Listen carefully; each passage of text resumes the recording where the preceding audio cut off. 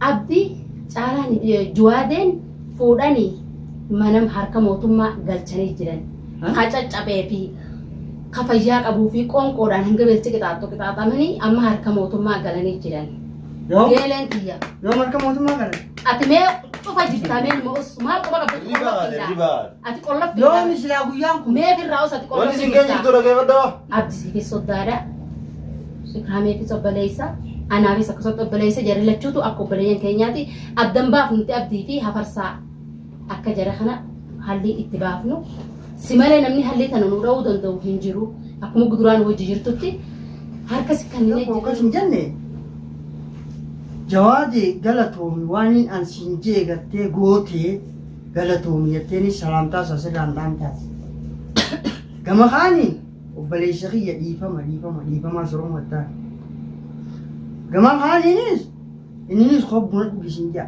sabooti akkam isa dubbiin teessintu maal nyaachuu yaadanii eenyu keessatti nyaachuu yaadan eenyu daakuu yaadan wanni ati qabachuu qabdu maali beektaa? Guyyaan qulfii siifannee gaara halkan dukkana keessa deemne san ilmaan Oromoo biraas ni jira. Namni daawwatiin hin jiru. Si oofee qulfii san mana isaa san si garsiise sanii waan takka tarra waliigalle qabu. Waan irra waliigalle sanii nama gabbaatee nama gartee namni si arkee. Waan irra waliigalle. Si arkee namni? Qulbii tana geessii fi obboleessa deetii fi obboleettii deetii fi ilmaan siidhaa yoo barbaadde qulbii tana geessi. Geessee mire. Geessee obboleettii sana achi booda ijaan gartee. Obboleettii tee fidee galchee mire achi booda hin argine. Obboleettii teessan booda ijaan gartee ni dhukkubaa qooftuu malee ijaan gartee hin agarre. Eegaan fidee fermettuu na argine achi booda kun onni isaate. Soddaa kee ijaan gartee. Soddaa keessatti hin jaan. Ijoollee Soddaman isarraa. eeysuma siin jettu sana ijaan gartee. Isaan sanii jechaan bakka tana dhufee uumi. Gama kaaniin isaan baafnechaati fuutanii nageessitan. Abdi sallamsiisuudhaaf. Hoggaa ichi as ba'an isaanis fuutanii hallayyaan eegdan. Hoggaa isaan hallayyaan eegdan anis fuutanii duubaan nageessitan. Zakko haasaa osaa Beengajjaa hoggaan dhufe ati mee eessa turte qori ati eessa turte. See dawaan kana sii gaggeessu jiraawo. Hanga afaan tanaa gurbaan kun maali jiraawo jettee dhufteetu nan laalle arra eessaa dhufte maal si jedhu. Haala amma deemu jirtu kana yoo itti fufte hallayyaa takkaa cabxeeti keessa buutee caba yoo qabaattee sokkoltee keessaa baata. Hunquuftuu jira.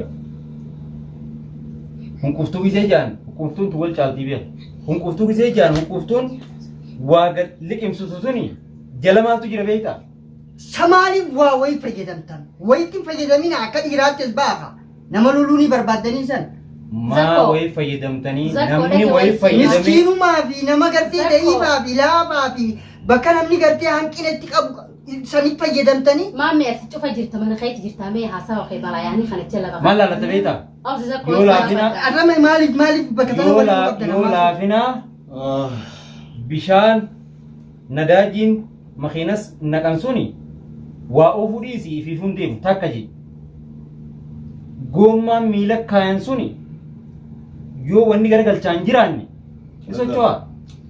Laafaan jabaa fayyadameeti. Jabaan ibidda fayyadamee. Maaltu gommaa makiinaa as fide gommaa makiinaati makiinaa maalirree waan da'oo fayyadama namu. Kanaas ati yaayyu. Ammaa miti adeemsa fuulduraallee karoorri hin deemu jiruun sii galuu miti. Manaamaa yoo agarte qofa. Rabbi karoora keenaan tun galchinii ufa. Manaamaa yoo agarte qofa. Karoora keessanii bisinuu waliin jaannama dhaqaa. Obrittuun faamtati. Jaannama. Jaannamni bulutoo moobila keetii seete hafuuteen irratti hin argitu. Jaannama. Jaannamni moobila kee keessaa bulutoon na argita. Dalagaateeti jaannama sinee. Amma dalagaatee sinta amma dalagu jirtan tun daandii jannataa isin geessu. Dhageessa jannata seenuu fi azaaba seenuu gidduu gingilchaa Zakko yaadana kan haasaa osaa gingilchaa jira. Intala silaa amata jahaatam zinaa dalayte sanuu rabbiin kafuuru rahimi saree dhalte nyaachisuudhaani rabbiin jannata naqe. Kanaaf isinis waggaa 50 kiisha keessan gabbatanii itti booda ta'u badda. Alhamdulillahi rabbil alamin sammuu rabbiin sii kanne tana itti yaaddee tabbaan ba'uuf itti yaaddee wayittiin ba'uuf itti yaaddee fiigu ba'uuf nama si ari'u san duraa ba'uuf sammuu tana rabbi wanni si fanneen sammuu amma isin sammuu fayyadamu jirtamu wayi fayyadamu jirta akka qayyadee Lakkii gidaara fayyadamu jira. akka nama sammuu fayyadamu jiru tokkotti nama hayyoota beektoota Ati sammuu qabaa hin jiini Akkas siin maala jedhan yaadana. sammuu qabdu yaadanaa kan zakko nurraalis haasaa haasaa malaa itti yaani. fufaatte kimiyaa Zakko kan jedha geessiifin himaa akkuma waan nuti dalagu jirru hundanaa fi geelentii waa hunda quba qabdaas keessa tanaasan ijee odoo siin himnettu obboleessa kiyyaa farsaa haa taatu abdii obboleessi geeleetiyyaa akkuma obboleessa kiyyaati obboleeyyan kiyya isaa lachuu jechuun hin dandeenya abdiis akkuma obboleessa kiyyaati ati siifii soddaadha abdii caalaa ni zakkoon juwaadeen fuudhanii mana harka mootummaa galchanii jiran ka caccabee fi ka fayyaa qabuu fi qoonqoodhaan hanga beelchi qixaaxamanii amma harka mootummaa galanii jiran yoo geeleen tiyya yoo marka mootummaa kana ati mee cufa jirtaa mee nima os maal quba qabdu Ribaadha, ribaadha. ati qollaf yoo misilaa guyyaan kun mee firraa os ati Wanti qollaf isin keenya jirtu dhaggeeffadhaa. yaada hedduudhaan qaba guyyaa meeqasa Haasawaan waraab ta'a. yaadanaa kan addunyaa wara jirta ati dhageessaa dubbii bahan dhoorkan hin jedhan gala dhoorkan Harma mooteen fiigin.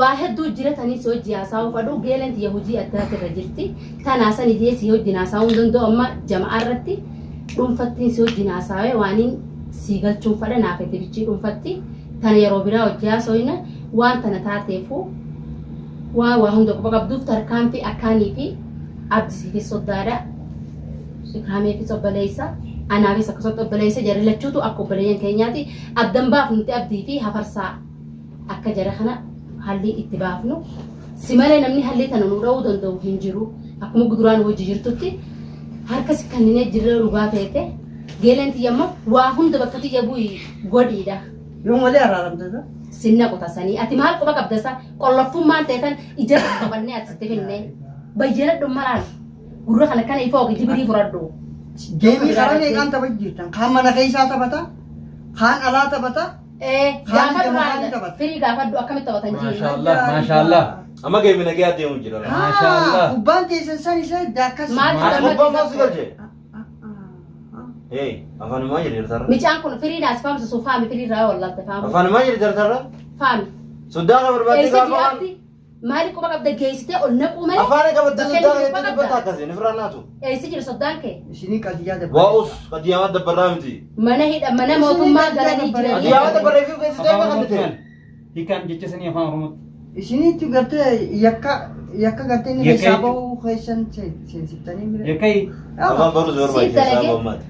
maa itti mee sagalee fuudhi sagumaa ilmoo san isinuma biratti ilmoon akkas taatee miyoo gama kaaniin gumaaniin isin baasiya biratti hin giin gama kaaniin isin harkatti akkas taatee miti egaa isinuma harka taate anaa miti ati dubbachuu jirtu ilmaan oromooti seenaa boltaa waan ta'eef akkas gootan isinuma harkatti egaa isinuma harkatti viidiyoo jiraanii kun waadii oromoo ilaa hanga yoo bayyanatta san jenneetuma ilmaan oromoo biroo dabarsine malee bar fuurri rahmaan sillaa wayi maal taate ilaa hanga yoo bayyanatta anilleen yaadaa tokko na godhaa jira laa fuula kiyyaa kana jirtaa Maalumaan taana rabu ture. akka nama ilmaan sagal Ah, amma yoo guddisee Ilmaan guddisee taane. guddisee Waan taanate. zakkoo Guddisee waan guddisee. taane ilmaan jaha torba guddifannaan sanii ol guddisuu hin danda'u garuu kana maa guddisu rabbi zakkoo gaa atis akkana hin jiin Kana maa zakkoo guddisu rabbi zakkoo yaada kana hin kannin gaa yaada kana hin Maaliif hin kana waa jaa? meeqaaf si abdachuu Ma- jirra nuti waa meeqaaf si qopheeffannee taa'u jirra Dhugaa. yaada kanaa kana hin kannin laani dheeratee hoo amma hanga ilmaan jaha torba dhaluu jechuun bar ammata meeqa dabaltanii alhamdulillah akka meeqa sii Mashallah. dabalte ati meeqa sii dabalte umriitti jiraachuu waan ati jira. jettee takka taniin